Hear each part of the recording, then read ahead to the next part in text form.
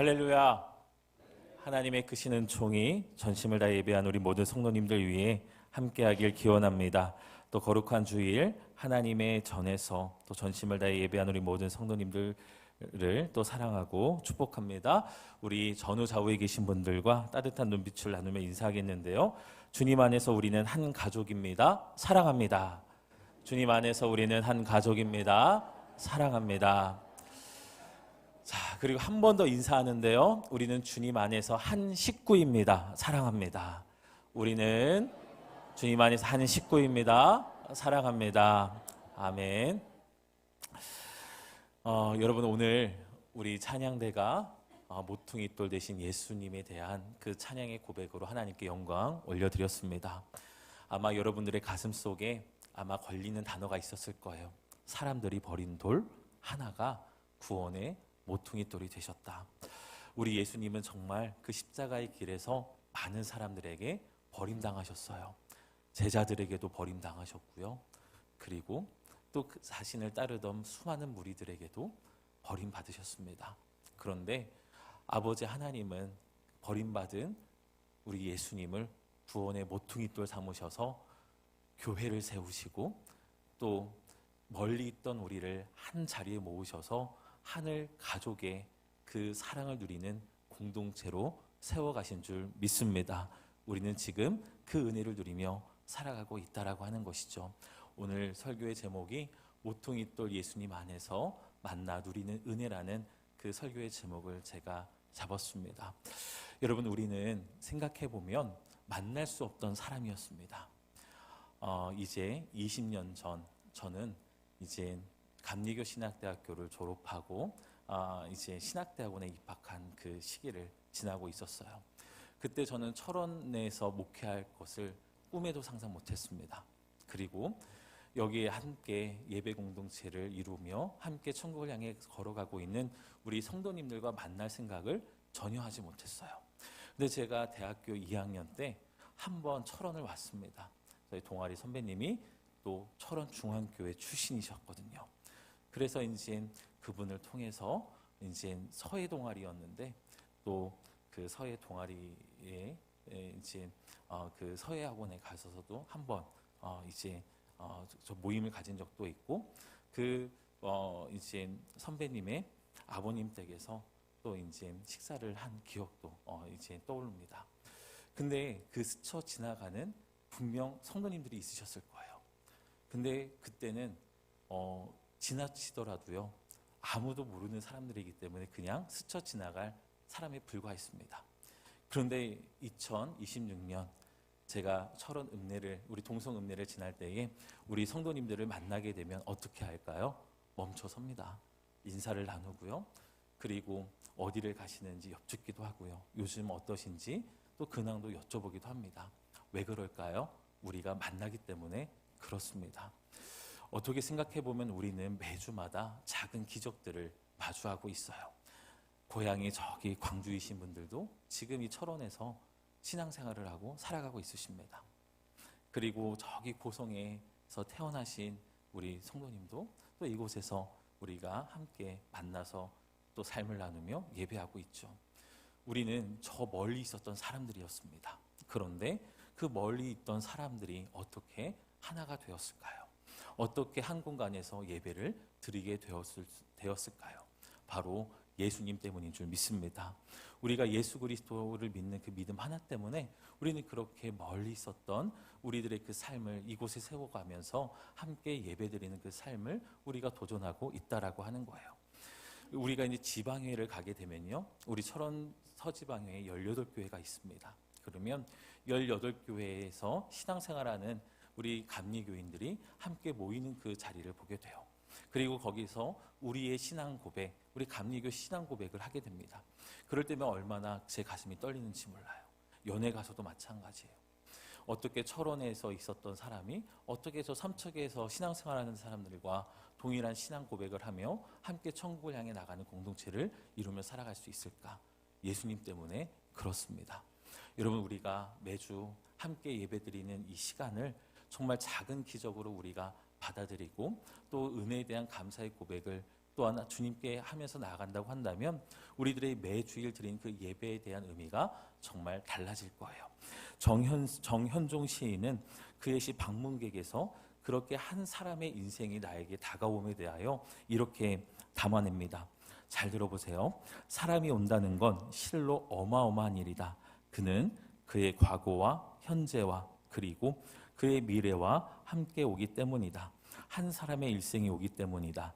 부서지기 쉬운, 그래서 부서지기도 했을 마음이 오는 것이다 라고 그렇게 이야기를 합니다. 근데 시의 제목이 뭐라고요? 방문객입니다. 방문객은 어떤 사람인가요? 스쳐 지나가는 사람이에요.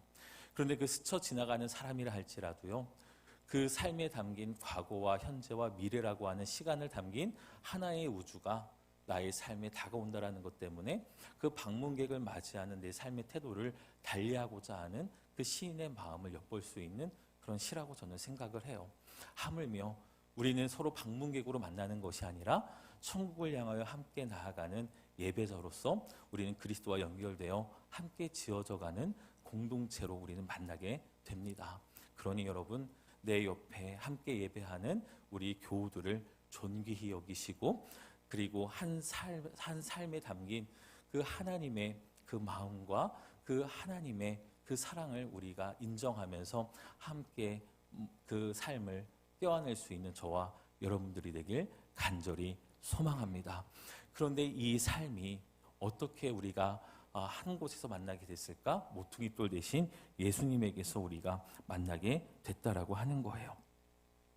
하나님의 가족이라는 이름으로 하나 될 수 있음은요, 인간의 인격이나 노력만으로는 이것을 감당할 수 없다라고 하는 것입니다. 그래서 우리에게는 이 모든 다양성과 무게를 버텨줄 절대적인 기준과 기초가 필요하다는 거예요. 그게 바로 모퉁이 돌로 표현된다라고 하는 것입니다.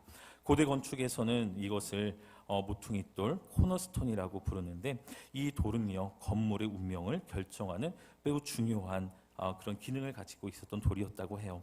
두 개의 서로 다른 벽면이 만나는 가장 중요한 모퉁이에 놓여서 서로 다른 방향에서 달려온 벽들을 기역자로 단단히 묶어주는 그런 기초가 되는 돌이었다라고 합니다.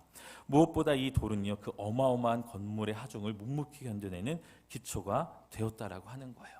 여러분, 한번 우리들의 만남의 관계를 점검해 볼까요? 여러분, 우리가 함께 예배하고 함께 천국을 향해 나아가는 성도들의 그 관계의 중심에 뭐가 서 있는지를 한번 살펴봐야 됩니다. 어떤 사업의 이유가 우리의 관계의 중심이 되면요, 그 사업이 깨어질 때는 그 관계는 여지없이 무너집니다. 우리가 살아왔던 시간들이 우리의 관계의 중심이 될 때는요, 그 또한 쉽게 무너질 수밖에 없는 허술한 기초가 된다고 하는 거예요. 오늘 에베소서를 통하여 하나님은 이 사도 바울의 입술을 통해 에베소 교인들에게 이야기해주고 있는 겁니다. 뭐냐 하면, 너희들의 관계의 중심은 다른 어떤 이유가 아니라 예수 그리스도가 되어야 한다라고 하는 것을 아주 명확하게 이야기해주고 계시는 거예요. 많은 분들이 이 관계의 중심을 놓치고 신앙생활을 하는 경우가 있습니다. 뭐냐 하면, 사업 때문에 교회 나온다, 사랑하는 사람 때문에 나온다, 나의 이웃과의 어떤 의리를 지키기 위하여 나온다 라고 하는 그 이유들이 우리들의 신앙생활의 관계의 중심으로 삼는 부분들이 있다라고 하는 거예요. 여러분, 우리들의 관계의 중심은 오직 예수 그리스도밖에 없는 줄 믿습니다. 그리고 나의 관계의 중심이 모퉁이 돌이신 예수 그리스도가 그 관계의 기초에 놓여질 때에만 우리는 그 관계를 건강하게 유지시켜 나갈 수 있다라고 하는 거예요. 그렇다고 한다면 우리가 모퉁이 돌 대신 예수님 안에서 만났습니다. 그러면 우리는 어떤 은혜를 누리며 살아가고 있는 것일까요? 많은 분들은 예수 그리스도 안에서 만났기 때문에 교제를 하는 것을 최우선의 가치로 두시는 분들도 있습니다. 그래서 교회는 교제하는 곳이다 라고 하는 그런 생각으로 다니시는 분들이 있다라고 하는 거예요. 그런데 여러분, 오늘 말씀을 보면 사도 바울은 모퉁이 돌 대신 예수 그리스도 안에서 만나 누리는 그 첫 번째 은혜에 대하여 우리들에게 매우 귀한 그 주춧돌을 놓아가고 있는데요, 바로 차가운 세상 밖에서 따뜻한 하나님의 집 안으로 들어온 그 은혜를 우리가 누리게 되었다라고 하는 것입니다. 우리가 예수 그리스도 안에서 믿음의 길을 걸어간다고 하는 것은요, 차가운 세상 밖에서 이제 따뜻한 하나님의 품 안으로 들어온 사람들이 함께 이곳에서 믿음 생활을 하고 있다라고 하는 것, 이것을 우리가 바라봐야 한다라는 거예요. 우리가 하나님의 집 안으로 들어오게 된 이 사건은요, 하나님께서 이사야 56장 7절 말씀을 통하여 이사야 선지자를 통해 선포하셨습니다. 우리 이사야 56장 7절 말씀을 보겠는데요. 제가 읽어드리겠습니다. 내가 곧 그들을 나의 성산으로 인도하여 기도하는 내 집에서 그들을 기쁘게 할 것이며 그들의 번제와 희생을 나의 제단에서 기꺼이 받게 되리니 이는 내 집은 만민이 기도하는 집이라 일컬음이 될 것임이라. 아멘. 오늘 말씀을 보면요, 하나님의 집은요 어떤 집이에요? 기도하는 집인데, 그 기도하는 집에 누가 올라옵니까? 만민이 기도하는 집이 바로 하나님의 전이 된다라고 말씀을 하시는 거예요. 이 말씀이 선포되던 당시에 그 유대인들의, 이스라엘 백성들의 그 마음의 토대를 보면요, 당시 유대교의 엄격한 전통 속에서 이방인은 철저히 배제된 그런 존재였습니다. 그들은 개 취급을 받았고요, 감히 거룩한 성산에 오를 수 없었습니다. 예수님 당시에는 성전 문턱을 넘는 순간 죽음을 각오해야 했어요. 소레그라고 하는 담이 이방인의 뜰과 성전 사이를 갈라놓은 이제 높은 담으로 쳐져 있었던 것이 바로 고증이 되는 그 역사적인 사실입니다. 그렇다고 한다면 이제 이방인들은 성전 문턱을 넘어갈 수 없는 존재라고 한다는 것이죠. 이방인들은 하나님께 나아가고 싶어도 나아갈 수 있는 길이 없었고, 거룩한 부분들과 연결된 초점이 없었던 절망적인 상태였다라는 겁니다. 그런데 하나님의 마음은 달랐다는 거예요. 사람들은 열심히 율법의 벽을 쌓았지만 하나님은 그 율법의 벽에 무엇을 내십니까? 문을 내고 계셨던 거예요. 이미 하나님은 말씀을 통하여 만민이 기도하는 집으로 내가 세울 것이다 라고 말씀하십니다. 내가 선택한 이스라엘 사람들, 너희들만 기도하는 집이 되는 것이 아니라 너희들이 배척하는 이방인들까지도, 너희들이 그 공동체 안에 들어올 수 없다고 성 바깥에 두었던 그 수많은 사람들까지도 올라와 기도하는 집으로 내가 만들 것이다, 하나님은 말씀하셨다라고 하는 거예요. 이제 수천 년 전 선포된 이 웅장한 예언의 말씀이 바로 오늘 본문 에베소서 2장에서 모퉁이 돌 대신 예수 그리스도를 통해 성취된 것입니다. 우리가 바로 그 예언의 주인공들이요, 그 은혜를 누리며 살아가고 있는 사람들이다라고 하는 거예요. 그렇다고 한다면 예수님을 만나기 전 하나님 집 밖에 있었던 우리들의 신분은 어떤 신분이었을까요? 오늘 19절 말씀을 보면요, 이렇게 말씀합니다. 이제부터 너희는 외인도 아니요 나그네도 아니요. 이 말인즉슨 예수님을 믿기 전에 우리는 어떤 사람이었다는 거예요? 외인이었고요, 그 다음에 나그네였다라고 하는 것입니다. 이 외인이라고 하는 헬라어 제노스라는 단어는요, 오늘날 외국인 혐오를 뜻하는 제노포비아라는 말의 어원이 되는 단어이기도 합니다. 고대 그리스 로마 사회에는요, 성벽을 중심으로 철저하게 구분된 사회였다고 해요. 성벽 안의 시민들은 법의 보호를 받았지만 성벽 밖에서 온 제노스, 즉 외인들은 법적인 인격체로 대우받지 못하는 사회 구조였다고 합니다. 외인이 길을 가다가 강도를 만나 매를 맞아도요, 또 억울하게 사기를 당해도 그를 위해 변호해 줄 사람이 아무도 없다라고 하는 거예요. 즉 사회적 안전망 바깥에 덩그러니 내동댕이 쳐진 투명인간, 그것이 바로 오늘 이 외인에 담겨진 그 사람들의 삶의 실체였다라고 하는 겁니다. 근데 오늘 사도 바울은 우리가 바로 그렇게 영적으로 외인이었다라고 이야기를 하는 거예요. 하나님과 언약 관계가 없었기에 우리는 영적인 허허벌판에 홀로 서 있었던 존재였다고 하는 것입니다. 죄가 우리를 유혹하고 사망의 권세가 우리를 참소할 때 우리를 변호해 줄 사람이 없었다라고 하는 거예요. 사탄이 우리 영혼을 공격해도 막아낼 방패가 없었다는 것입니다.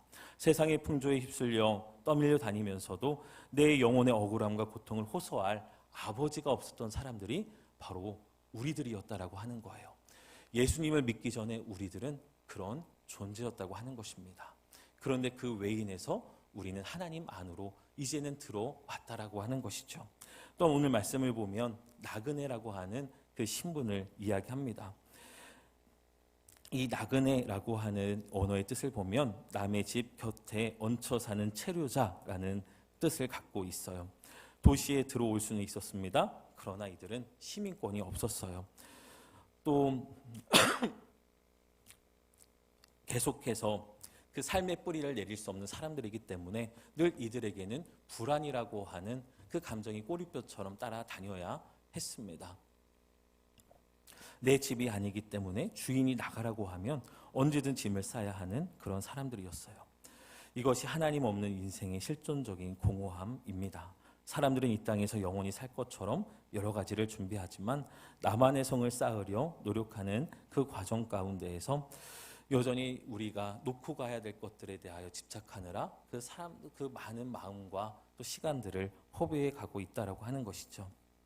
그리고 그 나만의 성을 모퉁이돌 삼아서 그곳에서 안정을 누리려고 합니다. 하지만 우리는 영적인 존재이죠. 하나님은 영이시고 또 하나님은 우리를 흙으로 지으셨을 뿐만이 아니라 그 코에 생기를 불어넣으셔서 영적인 존재로 이 땅을 살아가게 하셨습니다. 그렇다고 한다면 우리들의 이 영혼의 문제를 생각하게 될 때에 우리는 이 나그네와도 같은 그 삶 가운데 어디서 평안함을 누릴 수 있냐라고 하는 그 질문이 남게 되는 것이죠. 오늘 하나님은 예수 그리스도를 믿기 이전에 우리들의 그 삶에 대하여 너희들은 나그네와도 같은 그 삶을 살아갈 수밖에 없었던 존재이지만 이제 예수 그리스도를 믿고 난 이후에 너희의 영혼과 너희의 삶은 이제 예수 그리스도께 뿌리를 내리고 있는 삶이기에 더 이상 나그네가 아니라 너는 나의 자녀라고 하는 그 놀라운 신분의 변화를 오늘 말씀을 통해 우리들에게 주고 계시는 겁니다. 여러분, 우리는 그렇게 십자가로 인하여 활짝 열린 문을 지나 우리는 하나님 안에 자녀가 된 줄 믿습니다. 예수님을 믿기 이전에는 우리는 성밖의 존재였어요. 구원받지 못한 사람이었습니다. 하나님의 말씀에 다가갈 수 없었던 사람들이었어요. 어떻게 이스라엘에서부터 수천 킬로미터 떨어진 이 대한민국 땅에서 하나님의 그 역사를 우리가 또 함께 나누며 하나님을 바라보는 믿음 생활을 할 수 있게 된 것일까요? 예수 그리스도께서 열어놓으신 새로운 살길 때문에 우리는 그 구원의 은혜를 함께 누리며 이사야 선지자가 예언한 것처럼 만민이 기도하는 집에 올라 우리는 함께 기도하며 나아가는 예배자의 삶을 살아가고 있다라고 하는 거예요. 우리가 시민권을 살 만한 돈을 모았기 때문에 이곳에 들어온 것이 아닙니다. 우리가 꽤 괜찮은 사람이 모여서 교회 공동체를 이루어가는 것이 아니라고 하는 거예요. 우리는 모두 다 자격이 없는 사람이었습니다. 거룩하신 하나님 앞에 설 수 있는 자격이 하나도 없는 사람이 바로 우리였다라고 하는 거예요. 그런데 하나님은 그렇게 죄로 인하여 죄로 인하여 멀어졌던 우리를 독생자 예수 그리스도를 보내줘서 구원하기로 작정하시고 그 죄를 용서하심을 통하여 우리를 하나님 안에 들어오게 하셨다라고 하는 것입니다. 여러분, 이제 우리는 예수 그리스도를 믿는 그 믿음 안에서 성 밖에 살아가는 존재가 아니라 하나님 안에 들어와 살아가고 있는 하나님의 자녀라는 것을 여러분 잊지 마시고 그 자녀됨의 그 신분에 감사와 감격하며 나아가는 저와 여러분들이 되길 주님의 이름으로 축원을 드립니다. 모퉁이돌 대신 예수 그리스도 안에서 만나 우리가 누리게 되는 그 은혜를 서로 고백하게 될 때에 내가 예수님 만나서 이런 복을 받았어. 내가 예수님 만나서 이런 성공을 거뒀어. 이것을 우리가 먼저 고백하는 것이 아니라 내가 이런 삶이었는데 예수님 믿어서 내가 하나님의 자녀가 되었어. 내가 영원히 죽을 수밖에 없었는데 예수님 믿어서 천국 소망을 품게 되었어. 그 은혜가 너무나 감사하고 그 은혜가 너무나 내 삶에 귀하기 때문에 나는 이 삶을 지켜가고 싶어 라고 하는 그 감사의 고백들이 우리 성도들과의 그 만남 가운데서 많이 고백되어지고 그 은혜에 대한 감사의 고백이 우리 안에서 더욱더 풍성해지게 되길 주님의 이름으로 축원을 드립니다. 그리고 모퉁이돌에서 만나 누리는 그 두 번째 은혜는요, 예수 그리스도와 더불어 새로운 연결로서 지어져가는 공동체가 되어간다라고 하는 것입니다. 코너스톤, 즉 모퉁이돌 대신 예수님과 연결되고 그분을 통해 옆에 있는 지체들과 연결되어 우리는 주님이 거하시는 성전으로 지어져 간다라고 하는 것이죠. 우리가 맺은 이 새로운 관계들이 영원할 수 있는 이유는 무엇일까요? 사람의 모임은 이익에 따라 모였다 흩어지지만 교회는 다릅니다. 그 기초가 다르기 때문에 그래요. 이사야 선지자는 28장 16절에서 이렇게 말씀합니다. 우리 같이 읽겠습니다. 시작. 그러므로 주 여호와께서 이같이 이르시되 보라 내가 한 돌을 시온에 두어 기초를 삼았노니 곧 시험한 돌이요 귀하고 견고한 기초돌이라. 그것을 믿는 이는 다급하게 되지 아니하리로다. 아멘. 이 말씀이 선포될 당시 이스라엘은 아수르의 위협 앞에 떨고 있었습니다.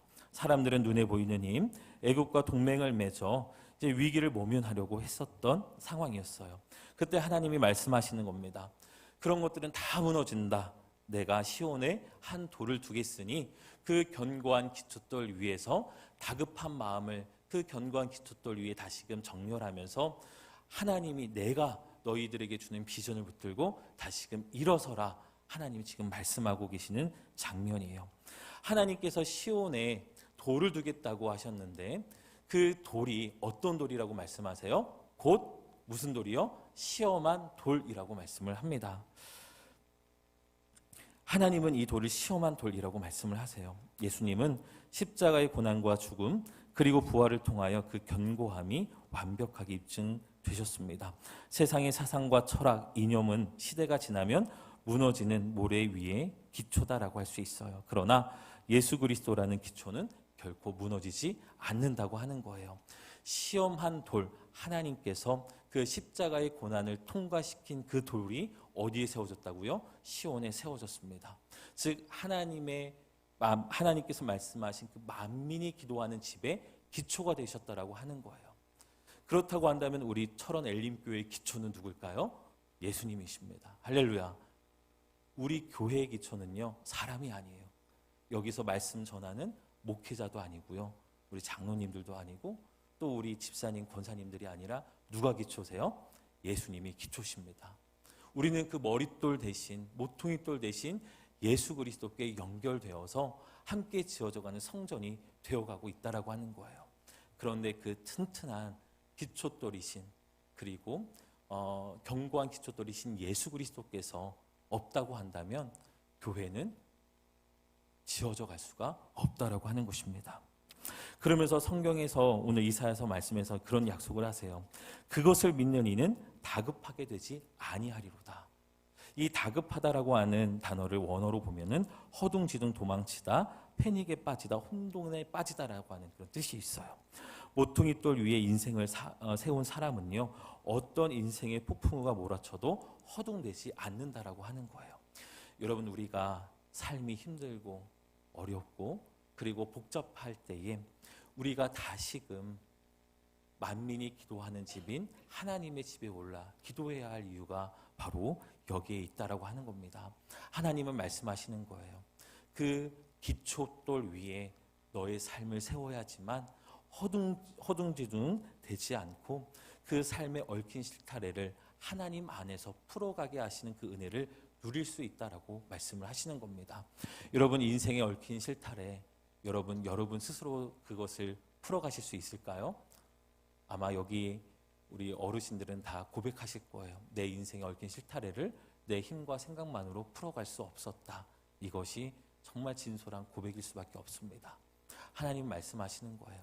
그렇게 인생에 나의 삶에 복잡한 문제가 다가올 때 기초돌 대신 예수 그리스도 위에 서서 그 모든 것들을 내려놓고 예수님께 그 삶을 정렬하라. 주님은 지금 말씀하시는 겁니다. 이것이 교회 공동체가 건강해지는 비결이에요. 교회도 다양한 사람들이 모였기 때문에 다양한 목소리들이 있습니다.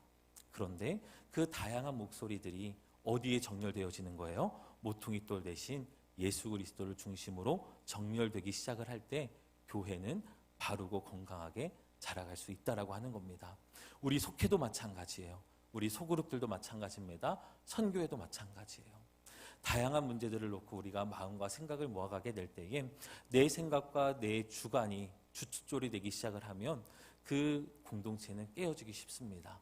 그런데 누가 중심이 되시면, 예수님이 중심이 되시면 우리가 그 모든 마음과 생각들을 맞춰갈 수 있도록 성령께서 도우신다라고 하는 거예요. 사랑하는 여러분, 그 흔들리지 않는 절대 기준 대신 예수 그리스도의 그 견고한 기초돌 위에 저와 여러분들의 삶을 세워가며 또 함께 지어져가는 우리 철원 엘림교회 모든 성도들이 되길 주님의 이름으로 축원을 드립니다. 이 견고한 기초 위에선 우리를 향하여 오늘 말씀은요, 성도들과 동일한 시민이라고 부릅니다. 당시 에베소는요, 로마 문명권이었기 때문에 이 로마 시민권의 가치를 누구보다 잘 알고 있었던 사람들이었어요. 로마 시민권을 가지고 있었다는 것은요, 황제의 보호를 의미했고 어디서든 당당할 수 있는 신분증이었습니다. 그런데 여러분, 우리는 그보다 더 위대한 어떤 시민권을 받았을까요? 하늘 시민권을 받은 하늘 시민인 줄 믿습니다. 우리 전후 좌우에 계신 분들을 향해 이렇게 선포할까요? 당신은 하늘 시민입니다. 당신은 하늘 시민입니다. 당신은 하늘 시민입니다. 여러분 믿으십니까? 여러분, 우리 대한민국 여권 파워가 세계에서 몇 위 정도 될까요? 2위라고 하더라고요. 1위와 단 한 개국 정도 차이가 날 뿐이지 우리나라가 갈 수 있는 여권을 가지고 갈 수 있는 나라가 180여 개국이 거의 넘는다라고 해요. 어마어마한 국격이죠. 그리고 우리가 대한민국 국민이라고 하는 것이 또 이 세계 곳곳에 나가면 참 많은 사람들이 한국 사람들을 달리 보기 시작을 했습니다. 예전에는 동방이 정말 미지의 나라였어요. 이제는 대한민국 그러면 이제 한류라고 하는 여러 가지 그 문화적인 콘텐츠를 통하여 우리나라의 그 문화들을 이미 많은 사람들이 알고 있어요. 우리가 한 나라의 그 국력 있는 한 나라의 시민이라고 하는 것이 우리가 살아가는 세상 속에서도 이렇게 큰 힘을 지녔는데 하물며 우리가 정말 하늘의 시민권을 갖고 살아간다는 것 자체는요, 어마어마한 그 권리와 또한 어마어마한 혜택을 우리가 누리며 살아가고 있다라고 하는 거예요. 여러분, 가장 큰 혜택은 무엇일까요? 하늘 시민권을 받은 자로서 하늘나라의 유업을 우리가 받게 되었다라고 하는 것입니다. 할렐루야. 우리는 죽으면 그대로 끝나는 인생이 아니라 어디를 향해 나아가요? 천국을 약속받은 사람들이에요. 우리가 그것만큼 정말 그 하늘의 시민권을 자로서 누릴 수 있는 가장 큰 혜택은 없죠. 구원받았다라고 하는 것입니다. 여러분, 하늘 시민권자로서 자부심을 가지고 여러분의 삶을 힘차게 살아갈 수 있게 되길 간절히 소망합니다. 그리고 오늘 말씀에서 정말 중요한 것은요, 하나님의 뭐라고 말씀합니까? 권속이라고 말씀을 합니다. 이 권속이라고 하는 원어를 보면요, 한 집안의 식구를 의미해요. 여러분, 이 식구에 담긴 의미는 뭘까요? 식탁의 자리에 앉아서 함께 식사하는 사람들이라는 의미가 있습니다. 여러분, 누가 식구입니까? 피를 나눈 형제 자매들이 한 가족이 되어 한 식탁의 안에 모여서 또 이제 식사를 나누는 것이 바로 이 식구라고 하는 것일 것 같아요. 자, 그렇다고 한다면 저와 여러분은 혈연 관계일까요? 아닐까요? 저는 최씨 집안입니다. 수성 최씨예요. 우리 교회에 수성 최씨가 없으시더라고요. 우리가 생각해 보면은 우리는 서로 다 다른 그런 혈연 속에서 자라왔어요. 근데 우리는 그리스도 예수 안에서 우리는 하나 되었습니다. 예수 그리스도의 피를 나눈 형제 자매다라고 하는 거예요. 우리가 성찬을 하면서 예수 그리스도의 살을 받습니다. 또 뭐를 받죠? 예수 그리스도의 피를 받게 돼요. 우리 한 사람 한 사람은요, 예수 그리스도의 피로 인하여 구원받은 사람들입니다. 예수 그리스도의 피값으로 하나님은 우리를 구원하셨고요. 하늘 가족으로서 한 식탁 안에서 교제를 이루며 살아가는 공동체로 삼아 주셨다라고 하는 거예요. 그래서 우리 철원 엘림교회에서 매주마다 공동 식사를 하는 것은요, 어마어마한 일입니다. 이것은 하나님께서 하나님의 권속이 되게 하셨다라고 하는 그것을 지켜가는 공동체의 모습이다라고 할 수 있어요. 즉, 식탁 앞에 모여서 같이 먹어야지만 식구라고 할 수 있어요. 식구할 때 그 구자가 입구자를 쓴다고 하더라고요. 그래서 우리가 그렇게 식구가 되어서 음식을 나누며 한 가족됨의 행복을 누리며 살아간다라고 하는 거예요. 사랑하는 여러분, 우리 모두가 그 식탁 앞에 모여서 하나님의 권속되게 하신 예수 그리스도의 은혜를 기억하며 살아가는 저와 여러분들이 되길 간절히 소망합니다. 여러분, 주일 점심에 내가 매주마다 함께 한 식탁 안에서 또 이제 앉아서 마주하는 분들하고만 식사를 대부분 하시죠. 오늘 한 번은 내가 만나지 못했던 우리 성도님들과 한 식탁에 앉아서 식사를 한번 해보셔요. 많이 서먹서먹 하실 수도 있습니다. 그런데 여러분, 우리가 그 식탁의 자리가 정말 한 사람 한 사람 함께 음식을 나누는 그 식탁의 자리가 될 때에 이 하나님의 권속이라고 하는 이 말씀에 대한 의미와 그 진정한 깊이를 우리가 깨달을 수 있다라고 하는 거예요. 오늘 한번 여러분 도전 한번 해보세요. 지난주에 내가 이분과 식사를 했다면 이번 주는 다른 분들과 한번 식사를 해보시는 거죠. 그래서 저와 여러분들이 주일에 나누는 이 식탁의 자리가 올 한 해 우리 철원 엘림교회 성도들과 꼭 한 명씩은 식사의 자리에서 만나서 내가 식사를 한번 해보겠다라고 하는 그 거룩한 믿음의 결단이 오늘 이 시간 있게 되길 간절히 소망합니다. 말씀을 정리합니다. 여러분, 한 사람이 온다는 것은 정말 어마어마한 일입니다. 오늘 여러분 곁에 와 있는 지체들은 세상에서 만날 일이 없었을지도 모를 예수님 안에서는 가장 소중한 가족이며 참 존귀한 인생들이다라고 하는 것을 기억하셨으면 좋겠어요. 조금은 마음에 들지 않는 모습들이 있다 할지라도 예수 그리스도 안에서 예수의 맛을 내는 인생임을 우리가 기억하면서 정말 우리가 예수님 안에서 함께 지어져가는 우리 철원 엘림교회 믿음의 공동체가 되길 간절히 소망합니다. 모퉁이돌이신 예수 그리스도 안에서 만나 누리게 되는 은혜는 바로 하나님의 권속이 되었다고 하는 것, 함께 하늘 시민권자로서 이 세상을 함께 살아가고 있다라고 하는 것, 이것이 우리가 함께 누리게 되는 귀한 은혜인 줄 믿습니다. 오늘도 모퉁이돌 되신 예수 그리스도 안에서 그 은혜를 충만히 누리시고 또 많은 성도들과 함께 또 손을 마주 잡으며 또 기쁜 또 환대의 시간을 갖는 저와 여러분들의 복된 주일이 되길 주님의 이름으로 축원을 드립니다.